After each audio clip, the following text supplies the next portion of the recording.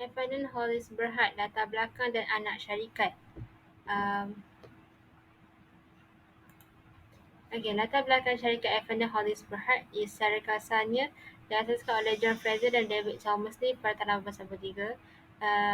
Evander merupakan salah satu pengedar minuman terbesar dengan jenama terkemuka seperti 100 Plus, Evander Season, Nutriside dan bahagian lagi lah. Evander juga merupakan antara pemimpin yang dalam pasaran susu pekat manis dan susu sejat di Malaysia dan di Thailand. Antara jenama terkenal adalah Teapot, Carnation dan Ideal. F&N juga mengeluarkan produk susu dan jus cair di bawah jenama F&N Magnolia dan F&N Fruit Tree Fresh dan Farmhouse. F&N merupakan syarikat makanan minuman tertua dengan perolehan tahunan lebih 4 juta bilion dari perniagaan utamanya. Syarikat F&N telah beroperasi di Malaysia, Brunei, Thailand dan Indochina yang merupakan anak syarikat kepada Fraser and Neff Limited iaitu di Singapura.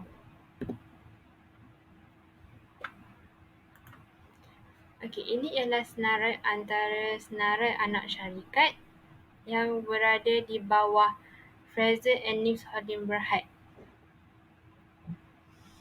Jadi senarai produk untuk F&N ada minuman ringan, produk tenusuk dan pembungkusan kaca. Juga terdapat yang lain.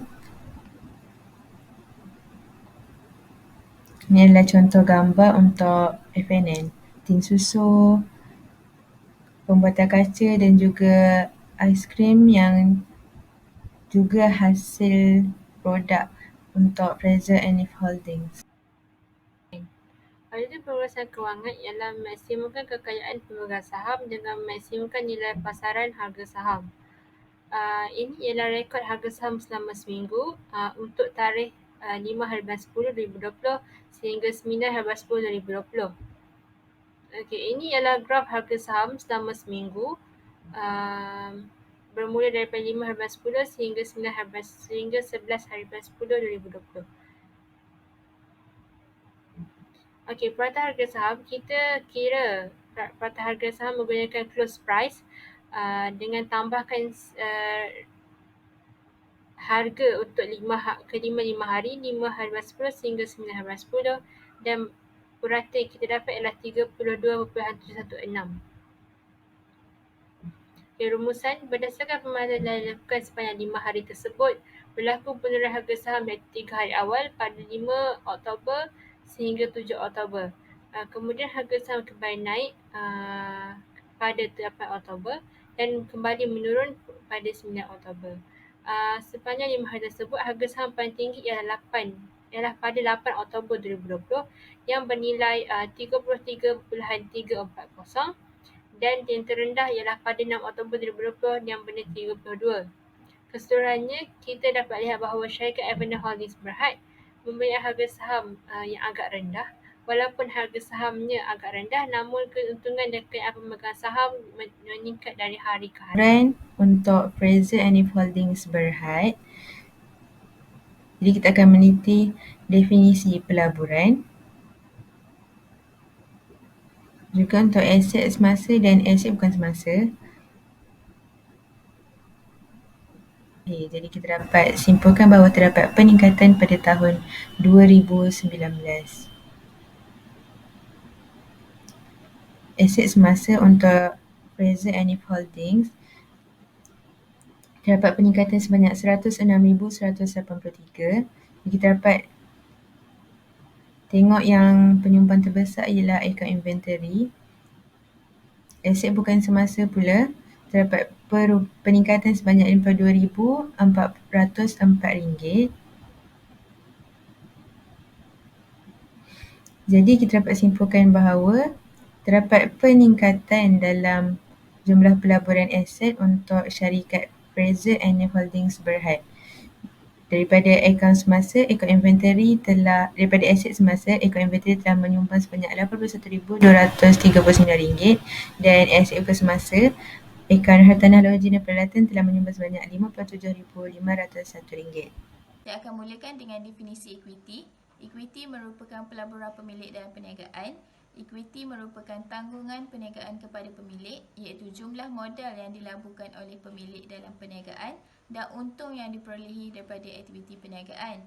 Sebagai contoh, pemilik melaburkan wangnya dalam membeli saham, di mana pulangan bagi pemilik perniagaan adalah dalam bentuk keuntungan. Seterusnya, saya sambung pula dengan jumlah ekuiti syarikat bagi 2 tahun terakhir, iaitu pada tahun 2018 dan 2019. Jumlah ekuiti pada tahun 2019 ialah sebanyak RM2,529,423, manakala pada tahun 2018 ialah sebanyak RM1,649,140. Seterusnya, saya akan teruskan dengan jenis ekuiti dan jumlah. Terdapat 4 jenis item dalam ekuiti, iaitu modal saham, treasury shares, share held by Singapore Trust dan result. Berikut adalah nilai-nilai bagi setiap jenis ekuiti berikut. Dengan perbandingan jumlah ekuiti bagi 2 tahun terakhir, iaitu pada tahun 2018 dan 2019. Jumlah ekuiti syarikat Fraser and Neff Holding Berhad pada tahun 2019 ialah sebanyak RM2,529,324, manakala jumlah ekuiti pada tahun 2018 ialah sebanyak RM2,305,416. Ini menunjukkan berlaku peningkatan jumlah ekuiti sebanyak RM223,908. Hal ini dikatakan demikian kerana berlaku peningkatan paling ketara dalam result syarikat. Result syarikat pada tahun 2018 ialah berjumlah RM1,494,401, manakala pada tahun 2019 ia berjumlah RM1,716,458, iaitu berlaku peningkatan result sebanyak RM222,057. Apa yang dapat dirumuskan daripada pembiayaan ekuiti ialah berlaku peningkatan jumlah ekuiti sebanyak RM223,908. Ini menunjukkan berlaku peningkatan jumlah ekuiti sebanyak 9.71% dari tahun 2018 kepada 2019. Hal ini dikatakan demikian kerana berlaku peningkatan paling ketara dalam akaun result syarikat, iaitu berlaku peningkatan result sebanyak RM222,057. Tentang pembiayaan ataupun liability. Okey. Liability bermaksud tanggungan yang wujud daripada transaksi pembelian barangan secara kredit, mendapatkan perkhidmatan secara kredit, lebihan penerimaan atau pembiayaan ataupun pinjaman kewangan. Untuk lebih faham, liability ni ialah hutang. Okey. Liability ni terbahagi kepada dua, iaitu liability semasa dengan liability bukan semasa. Liability semasa ni perlu dijelaskan dalam jangka masa pendek atau dalam tempoh 12 bulan. Liability bukan semasa dijangka akan dibayar lebih daripada satu tempoh perakaunan. Okey, untuk perbandingan jumlah liability syarikat FNN bagi tahun 2018 dan 2019 menunjukkan bahawa pada tahun 2018 liability mereka adalah lebih banyak daripada liability pada tahun 2019. Pada tahun 2018 jumlah liability mereka adalah sebanyak 1,039,707, manakala pada tahun 2019 liability mereka adalah sebanyak 974,422. Okey, sebagai rumusan, pada tahun 2019 jumlah liability ialah 974,422, manakala pada tahun 2018 jumlah liability ialah 1,039,707. Jumlah liability menurun sebanyak 65,285 dari tahun 2019 sampai 2018. Sekali saya ingin merumuskan tentang keputusan pelaburan dan pembiayaan.